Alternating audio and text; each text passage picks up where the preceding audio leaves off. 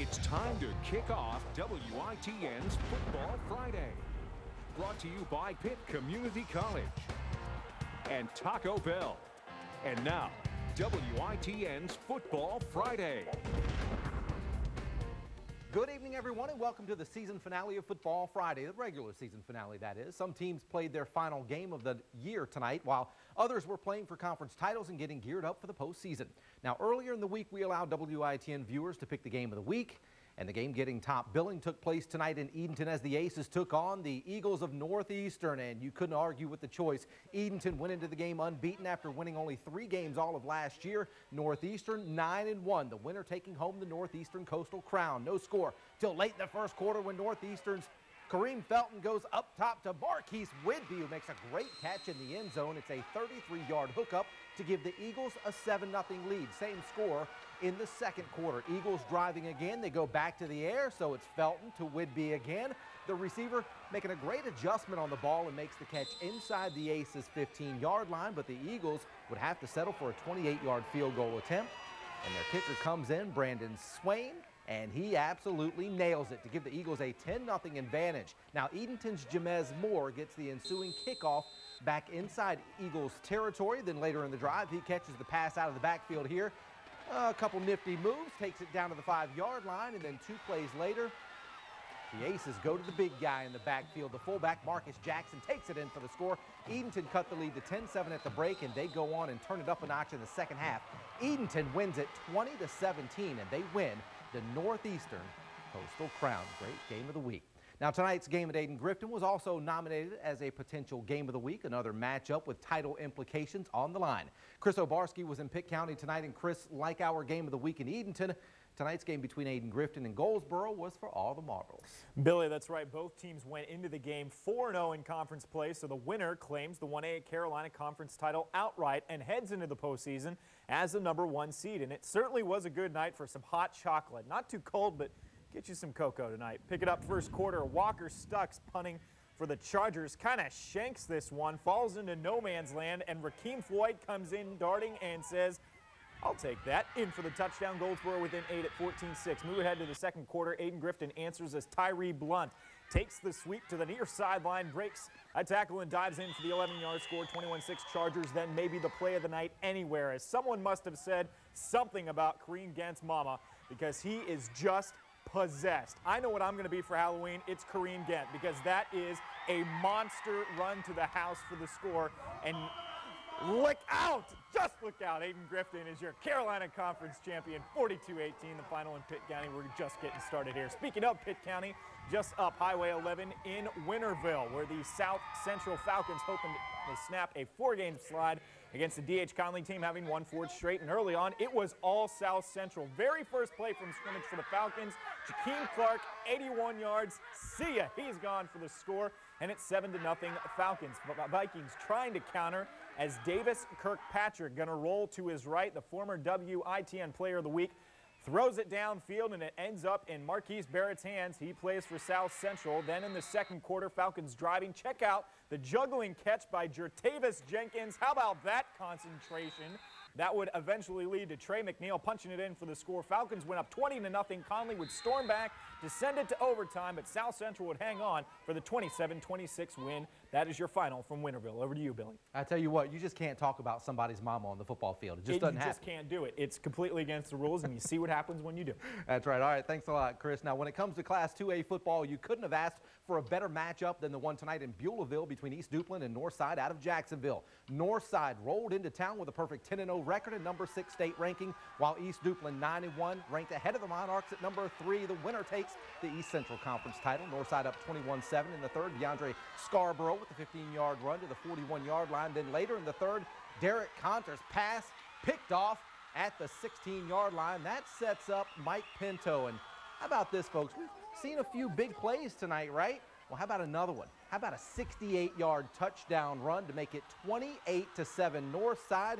And Northside goes on to win this one 42-30. How about another huge matchup in Warsaw as James Keenan and top-ranked Wallace Rose Hill did battle for the Tri-County title. First quarter, Will Jackson with a 23-yard pass to Tyler Coriano. Then later in the first, DeJon Keenan fumbles at the 2-yard line. It's recovered by James Keenan.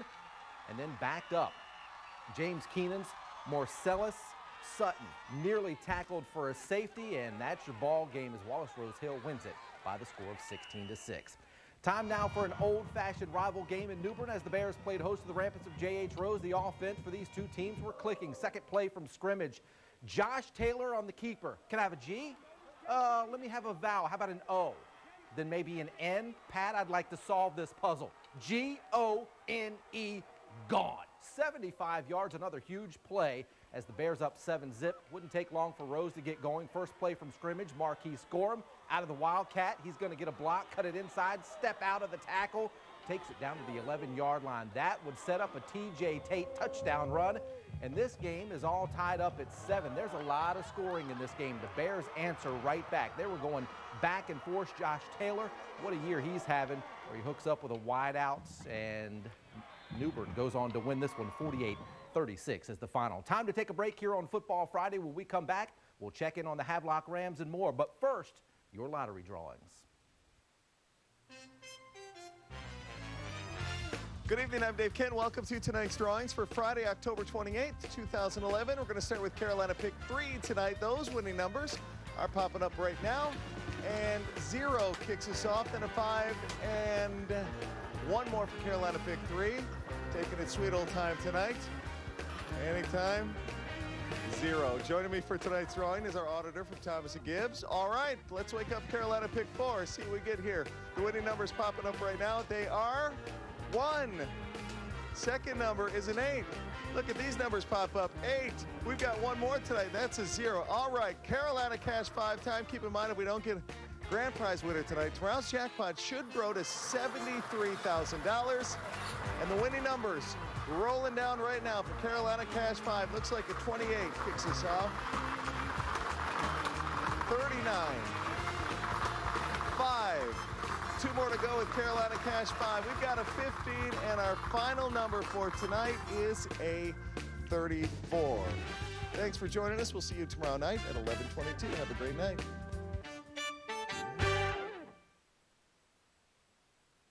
Okay, it's a big night. First off, Jay's got the funniest guy around, Adam Sandler. Then, every time Jimmy and Justin Timberlake get together, they create the instant classic. This is one of those nights you're gonna have to see to believe. New Tonight Show with Jay, New Late Night with Jimmy. What a night on NBC. So, Brian, in this commercial, the XXL chalupa is so big. You need a closer to finish it. New idea. Imagine this. I'm Black Ops. I'm gonna sneak up and finish these chalupas. Where I show up, nobody knows. 'Cause I'm Black Ops. But these monsters are stacked. I need to call my inner deliciousness. Hello? And that XXL chalupa never happened. It's big, it's awesome, it's XXL. Double the premium seasoned beef, warm nacho cheese sauce, and toppings upon toppings, and a monster chalupa shell. It's time for the Pitt Community College Foundation's Down East Holiday Show, November 4th through the 6th at the Greenville Convention Center. Presented by AT&T and sponsored by WITN and these additional sponsors, you can kick off your holiday shopping season. For more information, visit downeastholidayshow.com. Bring your shopping list and join us at the Down East Holiday Show. Don't miss it. This is where it all begins, the Down East Holiday Show.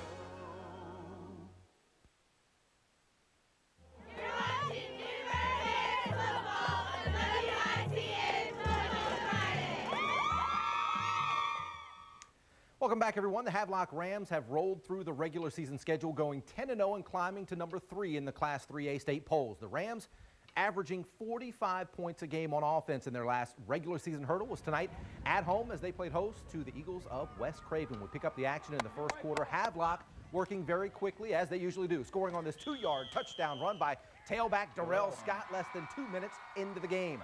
On West Craven's first offensive snap, Demetrius Abrams rolls right, lofts it, well, right to Sean Kagi for the easy interception. Kagi gets the good return, and the Rams are right back in business deep in Eagle territory. A few plays later, Garrett Crow, the pump fake, then drops a little touch pass into the end zone for Pharaoh Cooper. Great job by Cooper keeping the feet in bounds. Rams up 15-0 after the 2-point conversion. Then later in the first, Scott bangs in another short touchdown run to put the Rams up 22-0. Havelock rolls in this one. They win it going away 76-14 is the final. Head coach Jim Bob Bryant talked to us after the game about what his team needs to do to be successful in the upcoming postseason. We're hoping to get a #1 seed, and have home field throughout the playoffs. We love playing in front of the Havelock crowd. As you see tonight, they come out and support us every week, no matter who we're playing. We just got to be Havelock, play Havelock football, and don't turn the ball over and get to the ball on defense. We're excited about moving on to the 3rd season. Now, like Havelock, the Kinston Vikings wrapped up their conference title last week with a win over Green Central at home. A lot of Chile fans braved the weather to watch the Vikings hit the road in hopes of finishing a perfect 6-0 in conference play as they took on North Pitt, and the Vikings dominated the second half. Kinston's quarterback C.J. Bradshaw throws to Denzel Keys. He dives, makes the catch in the end zone. Touchdown Kinston. That was just a taste of what was to come. Once again, Kinston has the ball. Shaheed Swinson runs it in. Check out that speed. See ya. Touchdown again for the Vikings. Then C.J. Bradshaw. How about another one?